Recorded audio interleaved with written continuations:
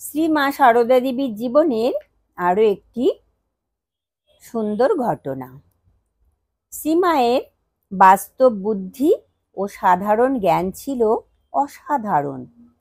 এক ভক্ত শ্রীমাকে চিঠিতে জানিয়েছেন তিনি যে চাকরি করেন তাতে মিথ্যা কথা বলতে হয় সময়ে সময়ে। সেজন্য তিনি চাকরি ছেড়ে দিতে চান, কিন্তু সাংসারিক অসচ্ছলতার জন্য তা করতে পারছেন না। এক্ষেত্রে তার কি করা উচিত?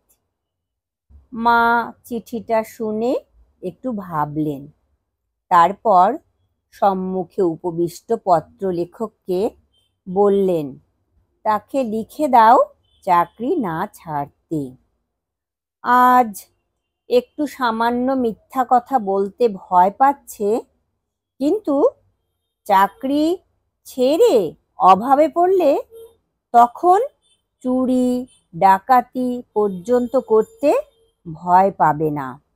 কথার শেষ অংশে চুরি ডাকাতি পর্যন্ত করতে ভয় পাবে না, এই কথাটি জোর দিয়ে 2-3 বার বললেন। পত্রলেখক মায়ের দূরদৃষ্টি দেখে অবাক হলেন। জয় ঠাকুর, জয় মা, প্রণাম মাগো।